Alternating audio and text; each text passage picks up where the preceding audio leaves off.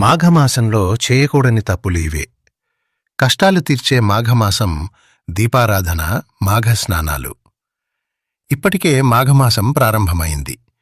కార్తీక మాసానికి ఎంత ప్రాముఖ్యత ఉంటుందో మాఘమాసానికి కూడా అంతే గొప్ప విశేషత ఉంటుంది. మాఘమాసంలో చేసే నది స్నానాలు, పూజలు మన జీవితంపై లోతైన ప్రభావం చూపిస్తాయని శాస్త్రాలు చెబుతున్నాయి. ఈ మాసంలో చేసే ఒక్క మంచి పని కూడా ఎంతో శుభఫలితాన్ని ఇస్తుంది. అందుకే మాఘమాసాన్ని దేవతలు సంచరించే పవిత్ర కాలంగా భావిస్తారు. అయితే ఇంతటి శక్తివంతమైన మాఘమాసంలో కొన్ని విషయాల్లో చాలా జాగ్రత్త అవసరం. తెలియక చేసిన కొన్ని చిన్న తప్పులు కూడా మన జీవితంలో అనవసరమైన సమస్యలకు కారణమవుతాయి. అదేవిధంగా సరైన నియమాలు పాటిస్తే ఈ మాసం ఐశ్వర్యం, శాంతి, స్థిరత్వాన్ని తీసుకొచ్చే అవకాశాలు ఏర్పడతాయి. ఈ వీడియోలో మాఘమాసంలో తప్పనిసరిగా పాటించాల్సిన ముఖ్యమైన నియమాలు ఏవో, అలాగే ఎలాంటి పనులు చేయకుండా ఉండాలో స్పష్టంగా తెలుసుకుందాం. మీకు ఉపయోగపడే విషయాలను సులభంగా, స్పష్టంగా మీకు అర్థమయ్యేలా ఈ వీడియోలో వివరించబోతున్నాము. మాఘమాసంలో ఉండే ఈ 30 రోజులు చాలా పవిత్రమైనవి. అందుకే ఈ నెలలో సాధ్యమైనంత వరకు నదీ స్నానాలు చేయాలని శాస్త్రాలు సూచిస్తున్నాయి. మాఘమాసంలో నదీ స్నానం చేయడం వల్ల మనసు శుద్ధి అవుతుంది, జీవితంలో భారంగా ఉన్న అనేక సమస్యలు తగ్గుతాయని భావిస్తారు. పుణ్య నదుల్లో స్నానం చేసే అవకాశం లేనివారు నిరుత్సాహపడాల్సిన అవసరం లేదు. ప్రతిరోజూ స్నానం చేసే సమయంలో మీ మనసులో ప్రయాగ అనే నామాన్ని 3 సార్లు స్మరించుకుంటూ స్నానం చేయండి. ఇది కూడా నదీ స్నానానికి సమానమైన భావాన్ని ఇస్తుంది. ఈ మాఘమాసమంతా చన్నీటి స్నానం చేయటం మంచిది. ఉదయం సూర్యుడు ఉదయించక ముందే నిద్రలేచి స్నానం చేయటానికి ప్రయత్నించాలి. ఇది శరీరానికి, మనసుకు చురుకుదనమిస్తుంది. మాఘమాసంలో ఆలస్యంగా నిద్రలేవడం, పగటిపూట నిద్రపోవటం మంచిది కాదని పెద్దలు చెబుతారు. ఇవి మన అలసటను, నిర్లక్ష్యాన్ని పెంచుతాయి కాబట్టి ఈ నెలలో వీటిని తప్పించుకోవాలి. ఈ మాఘమాసం మొత్తం ఆహార విషయంలో కూడా జాగ్రత్త అవసరం. మాంసాహారాన్ని పూర్తిగా మానేసి తేలికపాటి శాకాహారం తీసుకోవటం వల్ల శరీరం శుద్ధి అవుతుంది. ముఖ్యంగా పూజలు చేసే మహిళలు ఉల్లిపాయ, వెల్లుల్లి, ముల్లంగి వంటి వాటిని వీలైనంత వరకు తీసుకోకుండా ఉండడం మంచిది. ఇది పూజలో ఏకాగ్రతను పెంచుతుంది. ప్రతిరోజు ఉదయాన్నే లేచి ఇంటిని శుభ్రంగా ఉంచుకుని ఇంటి ముందు ముగ్గు వేయండి. శుభ్రత, అందం ఉన్న ఇంట్లో ప్రశాంతత పెరుగుతుంది. ఈ మాసంలో భార్యాభర్తలు తమ ప్రవర్తనలో కూడా నియమాన్ని పాటించి ఆత్మనియంత్రణతో బ్రహ్మచర్యం పాటించాలి.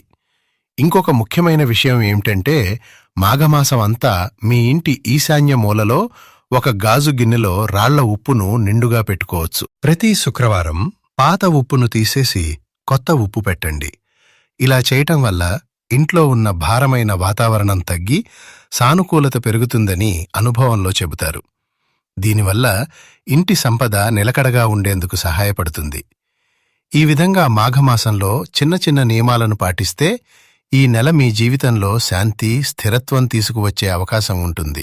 మాఘమాసంలో నువ్వులకు ఉన్న ప్రాముఖ్యత చాలా గొప్పది.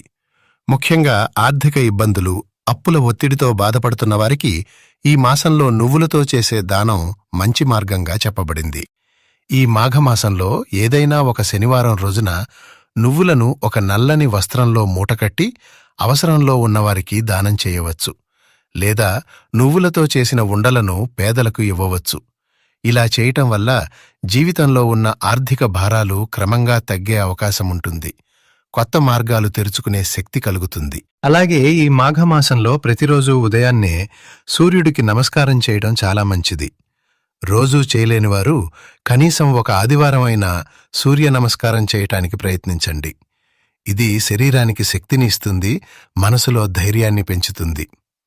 మాఘమాసంలో సూర్యుడిని స్మరించకపోతే మన జీవితంలో చురుకుదనం తగ్గిపోతుందని పెద్దలు చెబుతారు. ఈ నెలలో కొన్ని వస్తువుల విషయంలో జాగ్రత్త అవసరం. కత్తులు, కత్తెరలు వంటి పదునైన వస్తువులను కొనటం నివారించండి. ఇవి ఇంట్లో అనవసరమైన ఉద్రిక్తతలకు కారణమయ్యే అవకాశముంది. అలాగే ఇనుప వస్తువుల కొనుగోళ్లను కూడా వీలైనంతవరకు వాయిదా వేయటం మంచిది. ఎందుకంటే అవి అనుకోని ఖర్చులను పెంచవచ్చు.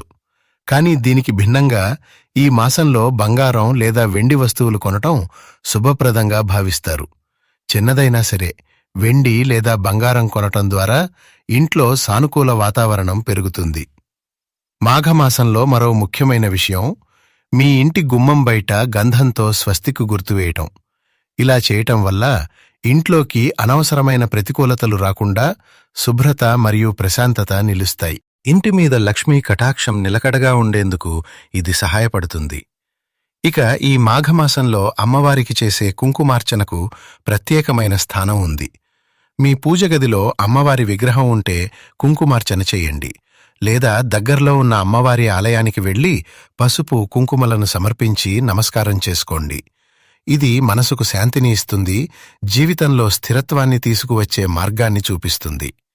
ఈ విధంగా మాఘమాసంలో చిన్న చిన్న ఆచరణలు పాటిస్తే ఈ పవిత్రమైన నెల మీ జీవితంలో శుభపరిణామాలకు దారితీసే అవకాశం ఉంటుంది. ఇక ఈ మాఘమాసంలో తప్పనిసరిగా రావి చెట్టును పూజించాలి. ప్రతి శనివారం రావి చెట్టు కింద నువ్వుల నూనెతో దీపం వెలిగించి 7 ప్రదక్షిణలు చేసి రావి చెట్టును స్పర్శిస్తే జాతకంలోని అనేక అవరోధాలు తొలగిపోతాయి. జీవితంలో నిలిచిపోయిన పనులు క్రమంగా ముందుకు సాగడం ప్రారంభమవుతుంది. ముఖ్యంగా అదృష్టం, శాంతి, స్థిరత్వం పెరుగుతాయి.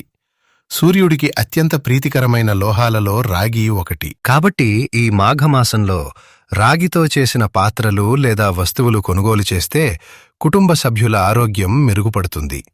శరీర బలం, మనోబలం రెండూ పెరుగుతాయి.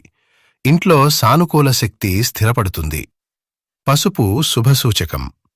ఈ మాఘమాసంలో పసుపు కొనుగోలు చేయటం వల్ల ఇంట్లోట్లో ఐశ్వర్యం నిలకడగా ఉంటుంది. అనవసరమైన ఖర్చులు తగ్గి ధన ప్రవాహం సక్రమంగా సాగుతుంది. ముఖ్యంగా ఇంట్లో లక్ష్మీ కటాక్షం నిలిచిపోతుంది.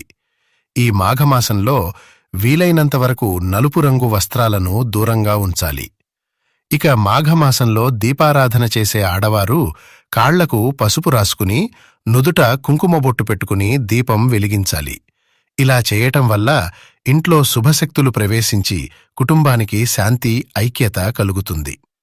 డబ్బు సమస్యలతో ఇబ్బంది పడేవారు ఈ మాఘమాసంలో నువ్వుల నూనెతో 2 దీపాలు వెలిగించి ఇంట్లో పూజ చేసుకోవాలి. నువ్వుల నూనెతో చేసే దీపారాధన వల్ల ఆర్థిక అడ్డంకులు క్రమంగా తొలగి ఆదాయ మార్గాలు మెరుగుపడతాయి. ఈ మాఘమాసంలో వచ్చే మంగళవారం నాడు నరసింహస్వామిని విశేషంగా పూజించి స్వామివారికి బెల్లంపాకం నివేదించాలి. ఇలా చేస్తే కుటుంబంలో ఉన్న సమస్యలు సద్దుమణిగి మంచి రోజులు ప్రారంభమవుతాయి. భయం, అస్థిరత తగ్గి ధైర్యం పెరుగుతుంది. వివాహమైన ఆడవారు ఈ మాఘమాసంలో ఏదో ఒక మంగళవారం నాడు పసుపుతో చిన్న గౌరీదేవి ప్రతిమను తయారుచేసి పూజించాలి. ఆ తర్వాత ఒక ముత్తైదువును ఇంటికి ఆహ్వానించి తాంబూలం ఇవ్వాలి. ఇలా చేయడం వల్ల స్త్రీలకు మానసిక శాంతి, కుటుంబ సౌఖ్యం, సుదీర్ఘ సుమంగళీ యోగం కలుగుతుంది. అలాగే ఈ మాఘమాసంలో వచ్చే ప్రతి శుక్రవారం నాడు పూజగదిలో ఉన్న లక్ష్మీదేవి చిత్రపటం ముందు 5 పసుపు కొమ్ములు ఉంచి దీపారాధన చేయాలి. ఇది ఇంట్లో ధనస్థిరత్వాన్ని పెంచి అనుకోని లాభాలను అందిస్తుంది. పూజ పూర్తయిన తర్వాత ఆ పసుపు కొమ్ములను ఒక ఎర్రటి వస్త్రంలో మూటకట్టి మీ బీరువాలో భద్రంగా పెట్టుకోండి. ఇలా చేయడం వల్ల అనవసరమైన ఖర్చులు తగ్గి ఇంట్లో ధన వ్యవహారాలు క్రమంగా సర్దుబాటు అవుతాయి. ఆకస్మికంగా ధనలాభం కలిగే అవకాశాలు కూడా ఏర్పడతాయి. ఇక మాఘమాసంలో చేసే గోపూజ అత్యంత శ్రేష్టమైనది. ఈ నెలలో ఏదో ఒక రోజున బెల్లం మరియు నల్ల నువ్వులను కలిపి గోమాతకు ఆహారంగా తినిపించి నమస్కారం చేసుకోండి. ఇలా చేయటం వల్ల జీవితంలో నిలిచిపోయిన పనులు ముందుకు సాగడం ప్రారంభమవుతుంది. కుటుంబంపై ముక్కోటి దేవతల అనుగతల అనుగ్రహం నిలుస్తుంది. మాఘమాసంలో వచ్చే ఏకాదశి నాడు తప్పనిసరిగా ఉపవాసం ఉండాలి. శరీర శుద్ధితో పాటు మనసు కూడా ప్రశాంతంగా మారుతుంది. అలాగే ఈ మాఘమాసంలో స్నానం చేసే సమయంలో నీటిలో కొద్దిగా నల్ల నువ్వులు వేసుకుని స్నానం చేస్తే ఆరోగ్యం మెరుగుపడుతుంది. ఆయుష్షు పెరిగి శరీరంలో అలసట తగ్గుతుంది. ఉద్యోగ ప్రయత్నాలు చేస్తున్నవారు ఈ మాఘమాసంలో ప్రతి శనివారం నాడు శివాలయానికి వెళ్లి నువ్వుల నూనెతో దీపారాధన చేయాలి. ఇంటర్వ్యూలు, అవకాశాలు అనుకూలంగా మారి ఉద్యోగ ప్రాప్తికి మార్గాలు తెరుచుకుంటాయి. సంతానం కోసం ఎదురుచూసే దంపతులు ఈ మాఘమాసంలో శ్రీకృష్ణుణ్ణి ప్రత్యేకంగా పూజించాలి. మనసులో ఉన్న ఆందోళనలు తగ్గి కుటుంబ జీవితం ఆనందంగా మారుతుంది. త్వరలో శుభవార్తలు వినే అవకాశం ఉంటుంది. ఇక ఈ మాఘమాసంలో నువ్వులు మరియు పంచదార కలిపి కొద్దిగా తినడం మంచిది. అలాగే నువ్వులను దానం చేయటం వల్ల జీవితంలో ఉన్న ఆర్థిక అడ్డంకులు తొలగిపోతాయి.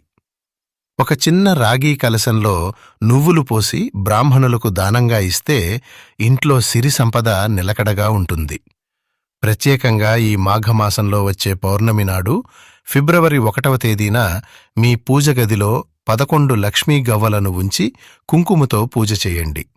పూజ అనంతరం ఆ గవ్వలను పసుపు రంగు వస్త్రంలో మూటకట్టి మీ గల్లాపెట్టెలో లేదా బీరువాలో పెట్టుకోండి. ఇలా చేయటం వల్ల ఇంట్లో ధన ప్రవాహం పెరిగి ఐశ్వర్యం నిలకడగా ఉంటుంది. ఈ మాఘమాసంలో అనేక ముఖ్యమైన పండుగలు వస్తాయి. వాటిలో ముఖ్యంగా వసంత పంచమి, రథసప్తమి, మహాశివరాత్రి అత్యంత ప్రాధాన్యత కలిగినవి. జనవరి 23వ తేదీన వచ్చే వసంత పంచమి నాడు సరస్వతీదేవిని విశేషంగా పూజించాలి.